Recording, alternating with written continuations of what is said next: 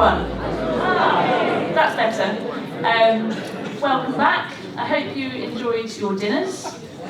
A warm welcome to anyone who's arrived since before dinner. I hope you found your rooms and settled in. I'd like to offer a very warm welcome to 3 of Churches Together in England's presidents. We're very much looking forward to hearing what they've got to say to us this evening, and we're very grateful to you for making the time to be with us. So, just to introduce everybody, we've got Archbishop Angaelos from the Coptic Orthodox Church, who is president for the Orthodox Churches. Archbishop Justin Welby, Archbishop of Canterbury, and president for the Church of England. And we've got Cardinal Vincent Nichols, Cardinal Archbishop of Westminster, and president for the Roman Catholic Church. The theme for the conversation is the transforming presence of Christ, power and transformation. We'd like to hear your stories, your reflections on the transforming presence of Christ, personally, locally, nationally, internationally. It's a conversation between the 3 of you, and then we'll be joined by 3 young people who will be joining in that conversation and asking some questions. So, Archbishop Angaelos, can you start us off? Tell us something about the transforming presence of Christ. Thank you. Thank you, Henry. And I must say, you've used the term warm 3 times so far. I think it's it is quite warm. I think this gathering is a transforming presence of Christ, because if we think 20, 30 years ago, it was highly unlikely that we'd get a gathering like this. And you know, generationally, it is broader than other times we've seen. You know, it's still not there, but I think generationally, more young people are getting involved. As an Orthodox church, I think the Orthodox, it's good to see so many Orthodox representatives also getting involved. And the breadth of the church across England is really inspiring. And to see stories that come up, you know, I've seen the Archbishop speak about social justice issues in the last couple of weeks. We've seen many of the churches and church leaders get involved in real grassroots stuff, things that affect the daily lives of people.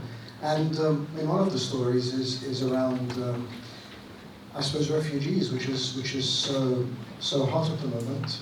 I just said hot instead of warm. We're ratcheting it up. And I think I was traveling somewhere, and I received a message from an evangelical preacher saying that a boatload of refugees had landed on a remote Greek island, and they needed help. And so I called a good friend of mine, Bishop David Hamid, Church of England Bishop in Europe. He spoke to a Salvation Army person on the ground in Athens, who then deployed a team to go and help them. So there was the Orthodox working with the Church of England, working with the Salvation Army across 3 continents. And that transformed the lives of those people, and it was very significant. And we get a lot of bad press about who we are, but I think those are very good success stories.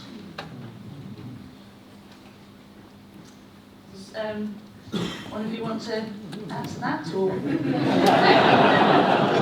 speak at once. Well, Bishop Angaelos, thank you very much. I think I would like to steal and offer an image which for me is quite central to understanding the transforming presence of Christ. I'm borrowing it from a Congress that we had last weekend. And the speaker asked us to imagine again a medieval cathedral with its rose window. And he talked about Notre Dame in Paris, but it could be anywhere. And I must admit, what I remembered was there was a light show in London not long ago when the front of Westminster Abbey was marvellously lit up. And in front of Westminster Cathedral, there was a rose window.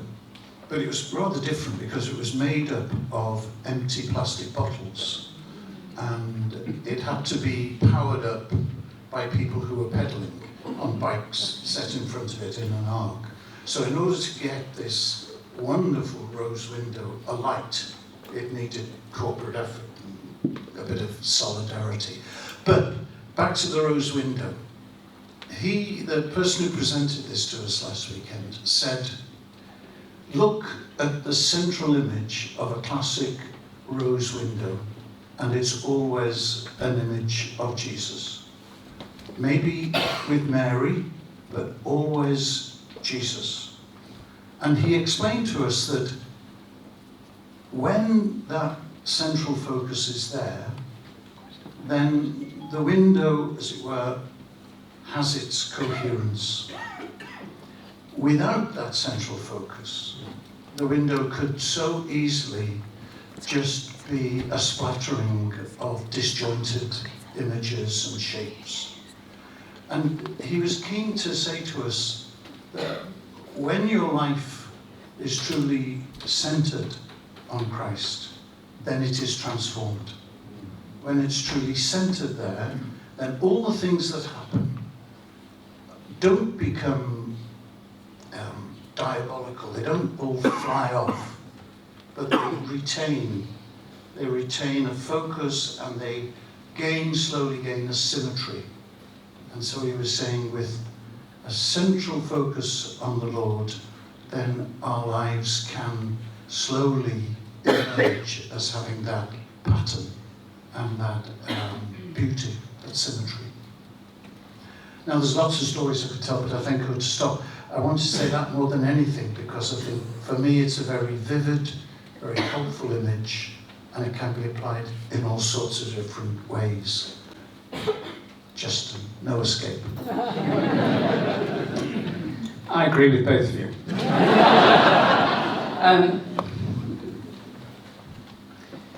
I think I'd probably want to draw together, I do agree with both of you.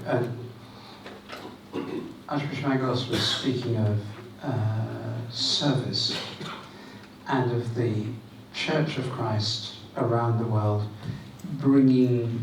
working together across continents and across divisions that 30, 40, 50 years ago it's absolutely incomprehensible 40 or 50 years ago that a Coptic Orthodox Archbishop should have the telephone number of an Anglican bishop for a very large number of reasons. And the Salvation Army ditto. I think the week before Easter, Holy Week, I work in Canterbury Diocese that week, and I go down there, and one year I do sort of grand stuff in the cathedral, and the following year I go into a deanery and just work round the parishes in a deanery, and doing whatever they want me to do. I don't tell them what I'm going to do, I just say I'm going to be there.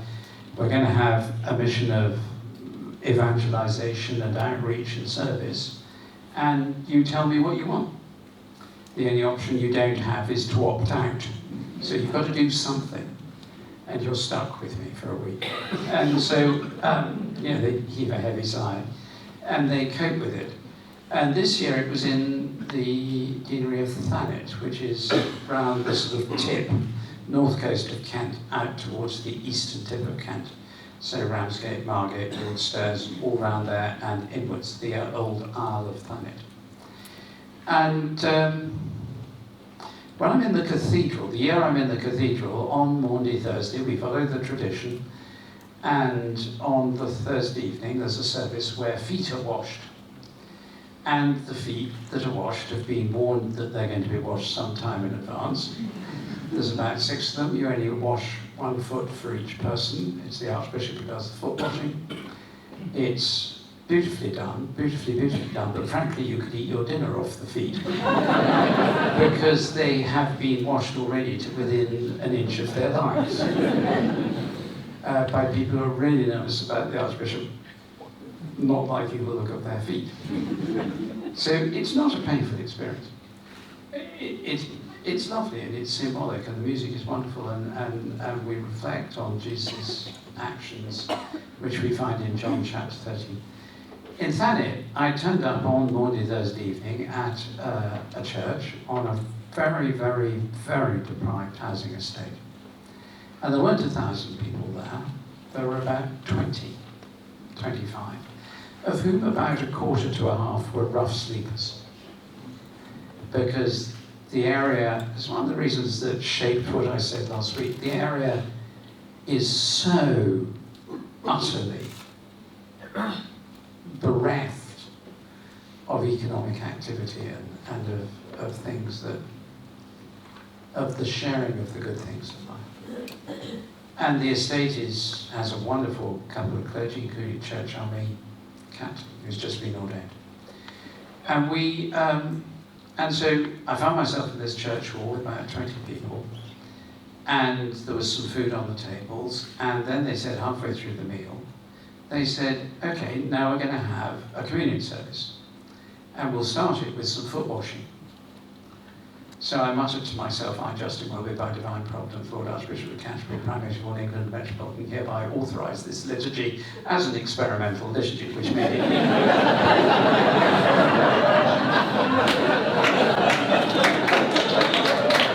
Actually, I didn't, but it makes a good story. And this was the point, the transforming presence of Christ. None of those folk, or very few of them, had any idea about what Jesus did on the night before his death. And we explained, or the Church Army captain explained, that on the night before his death he washed his disciples' feet. And then he said, would any of you like your feet washed? And I was thinking, they're going to think this is just completely loopy. You know, here's a bloke who rolls up, they've never heard, most of them never heard of me, didn't have any idea who I was. Couldn't have cared less if they knew. And this bloke wants to wash their feet. I mean, you know, seriously? And they queued up and they came forward. And particularly the rough sleepers hadn't seen a shower, let alone for weeks. The conditions in which they were living were really, really difficult. So it's safe to say it would have been unwise to eat your dinner off the feet. And I often washed the feet. And it was, it wasn't, I hadn't planned it. It wasn't my idea. And I thought, but here I am, better do this. But it was that mixture. They were fed, they were welcomed and loved by the local church. Just a few of them, very small local church. They were fed good food that they realised was done. They were offered respect, and then they had an opportunity to have some kind of encounter with God in prayer through this foot washing and what we did. Because I said, I'm going to wash your feet, and at the end of washing, it's what John Vanier teaches. At the end of washing your feet, I just want you to say a prayer for me. I don't care what you say, just say, look after him, or whatever. And they prayed the most beautiful prayers. And it was that mixture of what Cardinal Vincent was saying, the thing centred on Christ, because inevitably the foot washing, it has to be centred on Jesus. And the fact it was service and feeding in this local church, really doing the most amazing job in the most difficult place. I walked away from that evening with a fresh sense of what we're called to be as God's people. And it stuck with me. And particularly when I met the Church Army captain a few months later, I found it deeply emotional. The sense of the presence of Christ was extraordinary. And the Church Army captain, when I was taking his ordination several months later, he said, do you remember that service at X church? And I said, oh yes. And he said, did you have such a strong sense of the presence of the Spirit of God? I said, no, I thought it was just me. But he said, no, everyone was talking about it. It's nothing to do with me. I hadn't planned it. I didn't know what was going to happen. It was all to do with his steady service, focused on Christ, fulfilled in love.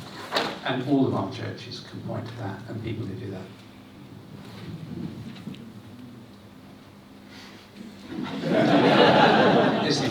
doesn't take it, I'll go on talking. No.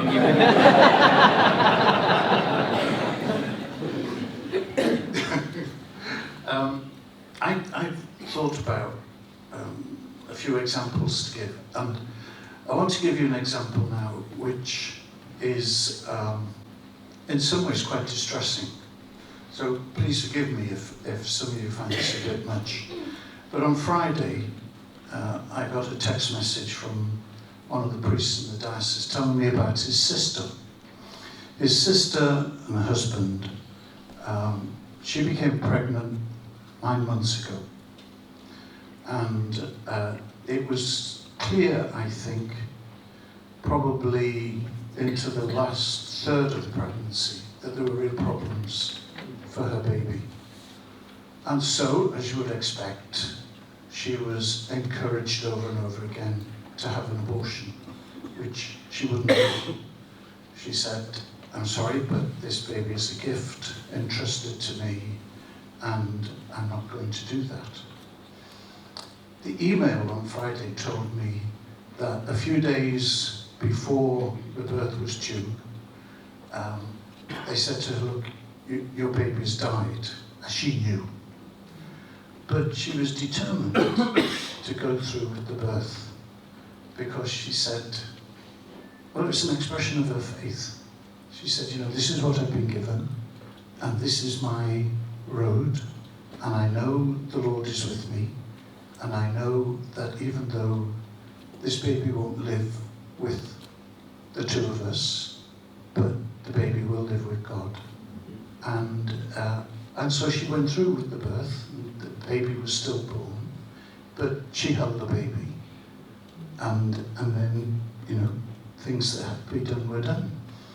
But I just thought, I can't think of a more transforming effect of a belief in God, and personalised with the presence of Jesus at the side of that couple, and what the alternative would have been like, and all the contrast of emotions and responsibility. And I know that's very, very difficult, but it struck me very profoundly. Here was a couple who really understood, who really in their hearts were living by the love of God that they'd found between them, even though this was its short, very, very short-term gift, but of eternal value. It is interesting that a lot of this transformative experience comes through pain sometimes. I remember having heard the Cardinal. I do a lot of youth ministry around the world, and I was in Toronto once, walking into a church where there were about 500-600 young people. And as I was walking in, one particular gentleman there caught my eye and said, "Can I just have a brief word?" We were running a little bit late, but I just felt I had to honour that. So he took me aside and said, this was a few years ago with the financial crash. He said, "You know, today's been the toughest day of my life. I have just lost everything. I was looking at my monitor and everything is gone. I don't know what I'm going to do. I don't know how I'm going to live. I don't know how I'm going to support my family. But one thing I can tell you is that I have never ever felt God more strongly in my life than today." And that was just such a strong testimony to me, because we've seen so many people who have so much and have lost it, and they feel like their lives have ended. But I suppose it comes down to how we define gain and loss. And in his mind, he had lost everything financial, but at that moment, he had gained something that he didn't have before. And that was transformation, and his life has been totally different since. You know, it's painful, of course. We're not going to overly romanticize this. He was in incredible trouble financially from that point on. But he became the rock of the family, and he continued to support them. And it didn't break him.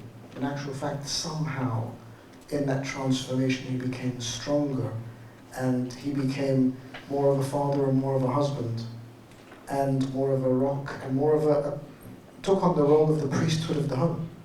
And he suddenly became that person who was able to minister to his whole family and bring them through this horrible tragedy.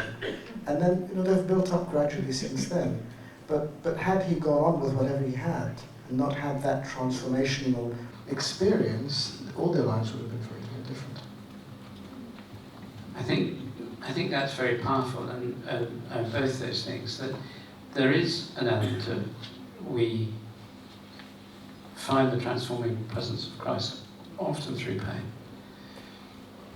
And we are often anaesthetized to it through privilege and wealth. And I think one of the reasons I had a meeting this morning which it was all done very politely in the best sort of upper middle class, passive aggressive style of Anglicans. And but I had a real battering in that meeting over what's been said over the TUC and the Commission on Economic Justice. And I was accused of polarising the country and so on, which is a slightly worrying thing to do. I mean, you really don't want to be remembered for that particularly.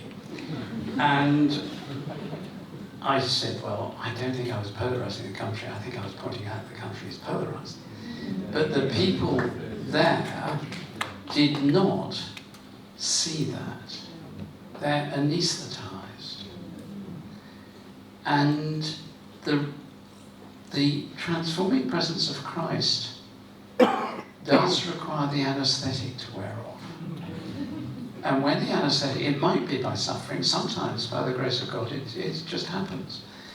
But when it wears off, there is always pain. There's the pain of recognising oneself, there's the pain of recognising the world as it really is and not as one's being conditioned to think it is. There's all sorts of bits of pain. And I think that, we, in this room, there is the extraordinary sense of the transforming presence of Christ because we're together in a way that we couldn't have been in the past. That would have been ridiculous.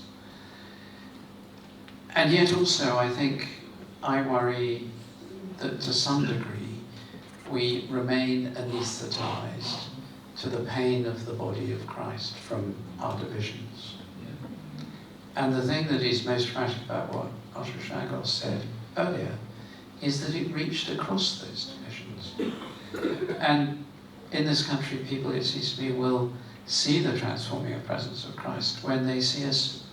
And I'm an Anglican, so look, we do power, and we do domination, and we do manoeuvring and underhand Machiavellian scheming, and we divide and rule. Apart from that, we're very nice.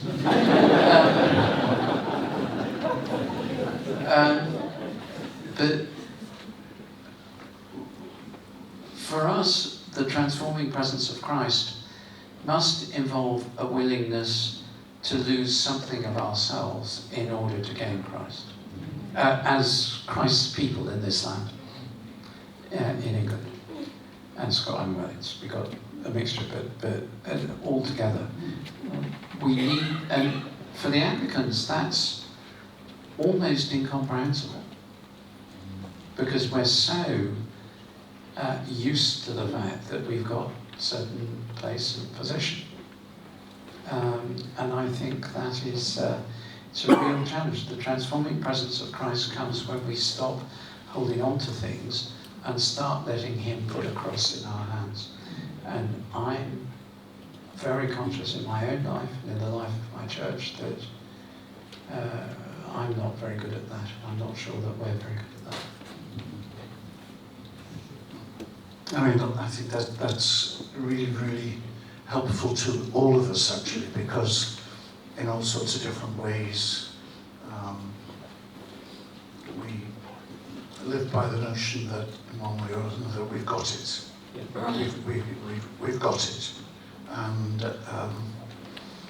there's a whiff of superiority about the others who haven't quite got it. But to me, I think one of the most consoling sayings or stories that's in my mind, I have no idea whether it's true or not, but it concerns the moment of death of St. Francis of Assisi. Now, you could say, well, if anybody understood the importance of letting go and of losing anything that might have anesthetized him to God, it would be Francis, with that radical poverty. And I mean, there are lots of legends about Francis, and they're difficult to pick out. But there is this lovely one that as he was approaching his death, and this is for those who've been to Assisi, down in the valley in that big basilica, where the little Porziuncola church is, he asked to be taken off his bed and laid on the floor because he wanted to be absolutely nothing. And as he lay on the floor, the legend has it, he looked round to his gathered brethren, and he looked at them and he said, "Brethren, let us begin to love the Lord, because so far we have made little progress." Now that's my consolation every single day. If he can say that as, just on the cusp of the end of his life, we've made little progress, then I'm consoled. And I know that that transforming presence of Christ has still got it all to do. It all to do. And when we learn that, we begin to learn a bit of humility and a bit of deference towards each other, which, as you started with Angaelos, in a way is what this meeting represents in a kind of beautiful way. You can add it very briefly. I will add because I feel I must, and that is that being an Orthodox bishop, I have learned so much here, and being next to the Archbishop and the Cardinal, and seeing, we do self-judgment and deprecation really well as Brits, and I'm a Brit, and that's why I consider myself, we do it well, but I've learned a lot about church leadership and churchmanship and leadership just by being here in England. Because, in Orthodoxy it's very hierarchical, it's very differently structured, and we do things differently, we look different, we lead differently. And I think very transformational for me has been the humility that I've seen in church leadership here and in the way the church has conducted itself. So I'm just very blessed to be here with two wonderful people and with everyone else, my other brothers who are leading churches together in England, and everyone else there who's been part of this journey that's been really transformational for me and for my church. Thank you.